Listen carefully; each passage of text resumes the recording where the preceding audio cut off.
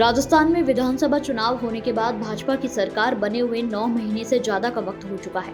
भाजपा की भजनलाल शर्मा सरकार की अगर परफॉर्मेंस की बात की जाए तो विपक्ष लगातार विधानसभा में सरकार को घेरता चला आ रहा है। जहां भाजपा सरकार ERCP और यमुना जल समझौते को अपनी उपलब्धि बताकर संकल्प पत्र में किए गए अपने वादों के 80% काम पूरे करने का दावा कर रही है, तो वहीं कांग्रेस बीजेपी सरकार के दावों का खंडन करते हुए इसे दिल्ली में बैठी केंद्र के आदेशों पर चलने वाली पर्ची सरकार बता रही है। राजस्थान में नई सरकार बनने के बाद अभी तक विधानसभा में 2 सत्र पूरे हो चुके हैं। इन दोनों ही सत्रों में विपक्ष में बैठी कांग्रेस ने सरकार को जमकर घेरा। अब ऐसे में केंद्र जल्दी राज्य सरकार के मंत्रिमंडल में फेरबदल कर सकता है। चर्चा ये भी है कि इस मौजूदा सरकार के 5 से 6 मंत्रियों की छुट्टी हो सकती है। विधि कार्य मंत्री जोगाराम पटेल का नाम विधानसभा के बजट सत्र में काफी उछला। दरअसल उनके पुत्र मनीष पटेल AAG पद पर आसीन हुए, जिसके बाद विधानसभा में कांग्रेस ने यह मुद्दा बढ़ चढ़कर उठाया। कांग्रेस के लाडनू से विधायक मुकेश भाकर ने मंत्री जोगाराम पटेल के पुत्र की नियुक्ति को लेकर सवाल भी पूछा, जिस पर सरकार की ओर से कोई जवाब नहीं दिया गया। वहीं मुकेश भाकर को सदन से निलंबित भी कर दिया गया, जिसके बाद कांग्रेस विधायकों ने रात भर सदन के अंदर ही धरना दिया। हाल ही में 25 अगस्त को प्रधानमंत्री नरेंद्र मोदी जोधपुर के कार्यक्रम में पहुंचे। उनके पहुंचने से एक दिन पहले ही जोगाराम पटेल के पुत्र मनीष पटेल ने अपने पद से इस्तीफा दे दिया। विपक्ष लगातार मंत्री जोगाराम पटेल पर अपने पद का दुरुपयोग करने का आरोप लगा रही है। ऐसे में अगर राजस्थान में मंत्रिमंडल का फेरबदल हुआ तो जोगाराम पटेल का मंत्री पद जा सकता है। सियासी गलियारों में चर्चा है कि UDH मंत्री झाबर सिंह खर्रा पिछले दिनों अधिकारियों से विवाद के चलते दिल्ली तक चले गए।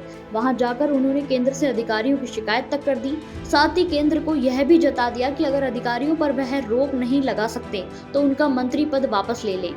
ऐसे में अब ये देखना होगा कि केंद्र से उनके मंत्री पद को छीना जाता है या अधिकारियों पर लगाम लगाई जाती है। प्रदेश के कृषि मंत्री डॉक्टर किरोड़ीलाल मीणा अपने पद से इस्तीफा दे चुके हैं। चर्चा है कि वह अपने मंत्री पद से संतुष्ट नहीं हैं। ऐसे में उनका विरोध रोकने के लिए केंद्र की तरफ से उन्हें उप मुख्यमंत्री का पद ऑफर किया जा सकता है। अगर ऐसा हुआ तो उप मुख्यमंत्री के पद से डॉक्टर प्रेमचंद बैरवा को हटाया जा सकता है।